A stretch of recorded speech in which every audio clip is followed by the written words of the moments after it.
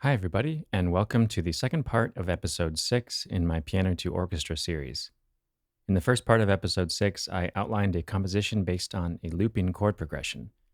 And so today I'll take that outline and actually compose the 3 to 4 minute piece using a piano score in Dorico.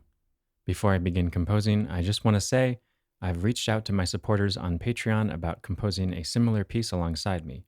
I think it would be really fun to hear my patrons' attempts at creating a similar looping chord progression piece. So I hope to hear from all of you. And if you're considering becoming a patron, I'd love to have your support and would love to hear your compositions as well. All right, let's get started with this one. If you haven't seen part 1, here's the chord progression that I'll be repeating throughout this piece.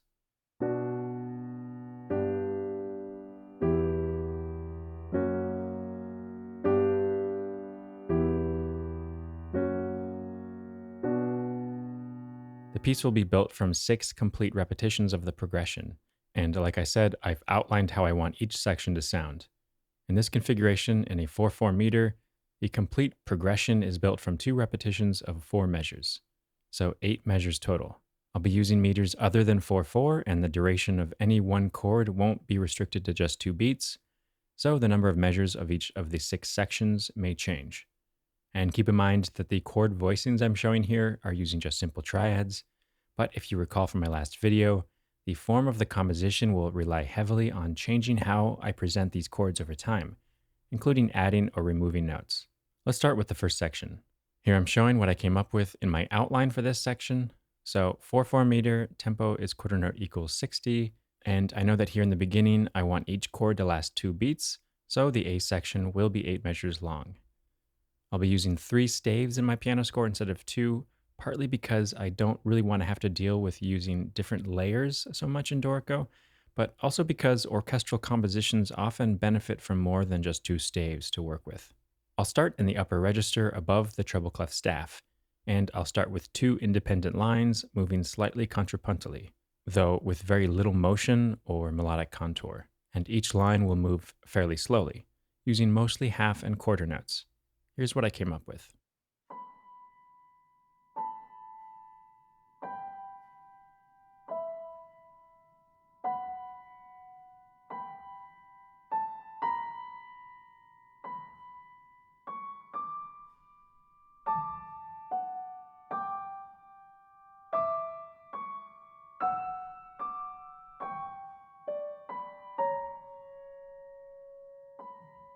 You might be wondering, wait a second, those notes don't fit those chords. What's going on here? So, what I'm not showing today is the bit of time, probably a few hours maybe, that I spent developing some of these ideas. And that led me to come up with this opening 8 measures. But what's interesting about this beginning is that this contrapuntal texture can actually fit over the chords, although many of the notes aren't a part of the simple triad. Just to demonstrate, I'll add in the roots of the chords in a lower voice. This isn't in the composition, at least not in the beginning right here, but maybe it'll show up later. And hopefully you'll see kind of what I was thinking with these counterpoint lines in the upper staves.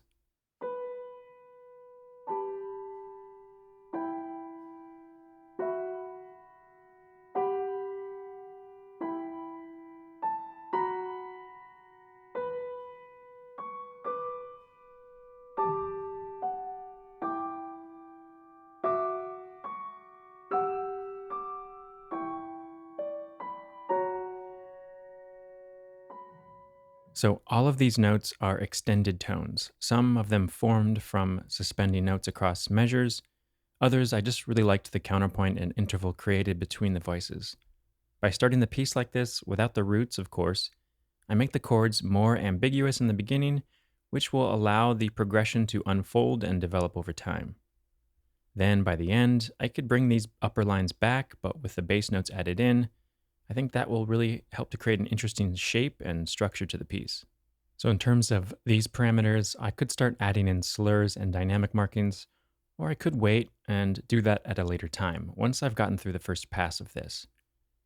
I want the A section to rather seamlessly flow into the B section. I'm showing the last 2 measures of the A section here. Notice that I'm sort of treating this entire measure as an F sharp major chord, instead of moving to the tonic chord in beat 3. Throughout this piece, I may use the last measure in each section this way. Because the B minor chord both starts and ends the progression, It might start to feel like I'm overdoing that B minor chord, so I'll look for ways to vary how I transition harmonically from one section to the next. I'm also switching the meter to 3/4 and using a metric modulation. The half note duration from the A section now becomes the dotted half note in the B section, and the chords will last one whole measure now. So the harmonic pace isn't changing, but the quarter note pace will sound faster. Okay, so I want to basically convert the opening texture into more of a background pedal texture. I could have these lines move to octave Bs and sustain throughout the section like this. It might sound a little too static, but I'll keep it for now. I'll compose this new texture below the pedal notes. I want to have the register descend using a similar contrapuntal 2 to 3 voice texture in the third staff here. I don't want to repeat what I did before exactly, so I'll write something that continues the same sort of texture but builds from it rather than just repeats it. Since I have a static background texture now, I don't really want either of the new voices to be all that static. They can be both moving either together in rhythm or independently from each other. Here's what I came up with. The register is gradually expanding downward, and the motion is still fairly static with an occasional quarter note that helps establish that 3/4 meter. Other than that, not a lot has changed texturally from the first section.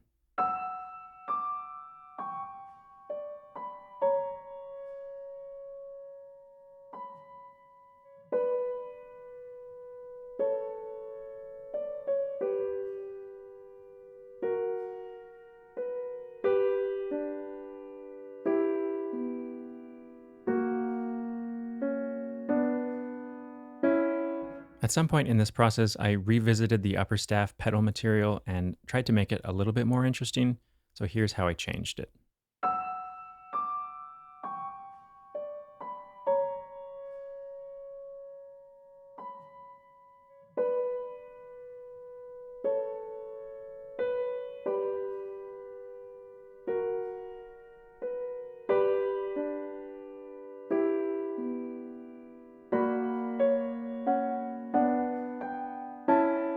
Since each section is actually built from two statements of the progression, this B section continues for another 8 measures.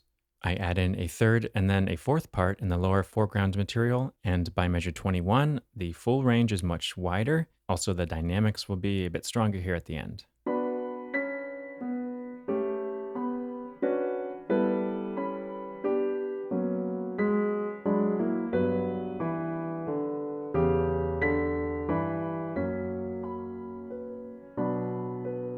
On to the next section. Here's the first half of C. The meter and tempo are the same from B, though now the quarter note top staff creates an ostinato-like pulse that drives the motion forward. The harmonies are much simpler now. I'm using root chords with mostly fifths, thirds, and at most one extended harmonic note, so overall very simple. And unlike the first two sections, there's no counterpoint, it's just harmonic and rhythmic based. I'll play all of C, these 8 measures, and then the next 8 measures.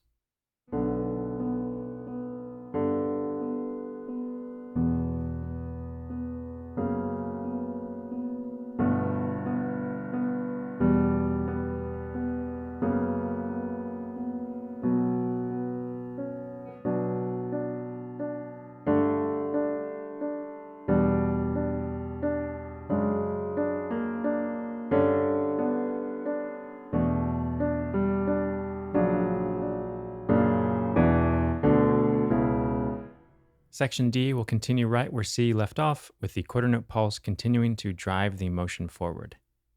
D is where I finally have a clear melodic texture emerge in the upper register, and I'm emphasizing the roots of the chords in the bass range. The melody and bass lines are the easy part. The more difficult part is determining inner voices. What notes, first of all, but also what rhythms as well. It could just be sustaining dotted half notes. That would be the easiest option. But as you know, I tend not to choose the easiest option. I chose to be a little more rhythmically interesting here.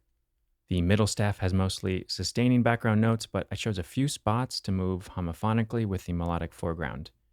And in some ways, this is very much still a sketch, so I actually anticipate when it comes time to orchestrate, I may even develop this more, changing rhythms, adding additional notes or background gestures to make things more interesting. In the second half of D, the texture and density builds to a fortissimo climactic moment and really dense harmonies in the inner voices. It dies down a bit in the last 2 measures here, This entire section probably took me the longest to compose simply because it took a while to figure out the inner voicings. Instead of simple sustains, I really wanted that quarter note pulse to be heard throughout the orchestra, and I thought it might be effective to have really dense chromatic counterpoint, especially in a moment like this.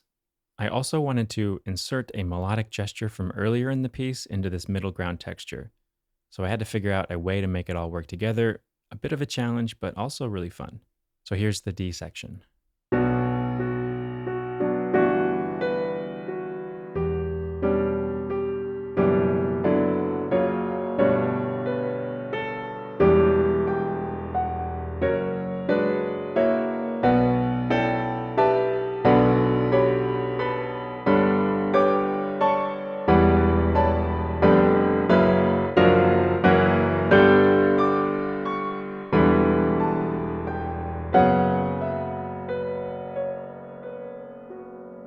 On to the E section, another one of these metric modulations, so we suddenly get a different pulse. I wanted to have the pulse switch from the foreground in the previous section to the background in this section. Here's what I came up with. I'm only showing the first three measures of E here, but the texture will essentially continue like this all the way to the final section. For my original outline, I ended up changing the meter from 3/4 to 6/4. It could work either way. I guess I just heard it in 6 and not 3, but that's a very subtle difference. So in E, I bring back some of this slow moving contrapuntal music from the beginning. In between those parts, I have that eighth note ostinato that provides the pulse. I want this to sound somewhat pointillistic. I don't know exactly what instruments I'll have playing this, but I think it'll be fun to try different things here. So I'll play the E section all the way through.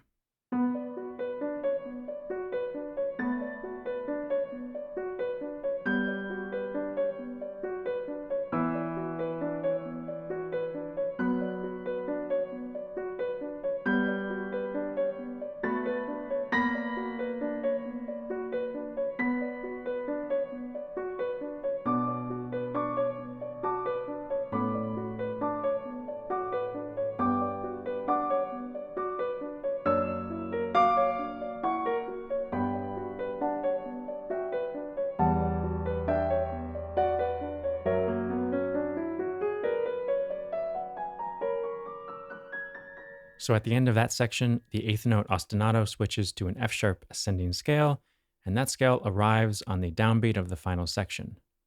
The eighth note pulse completely stops, and the texture shifts to these low, heavy, dark chords. I'll have these chords get lower and eventually thin out to a cadential 5/1 in the last measures. I'm going to go back and play the whole piece now in this form from the beginning. A few things before I do, though. Keep in mind that I view this still as a sketch, so I haven't included dynamics or articulations in the score.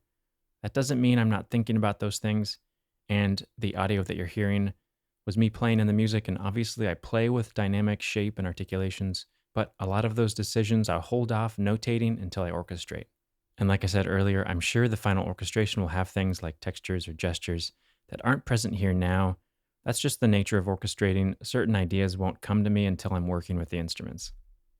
So here's the whole thing from start to finish. I've uploaded the piano score to my Patreon page, so check that out. And if you want, you could try orchestrating this piece for yourself.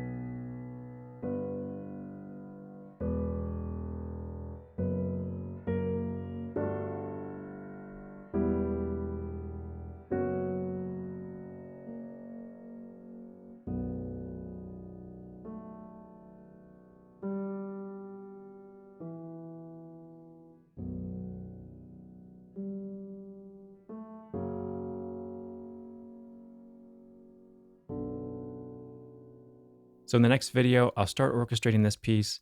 I plan on breaking up the orchestration process into several videos that will allow me to try each section different ways and talk about why I might do things one way or another.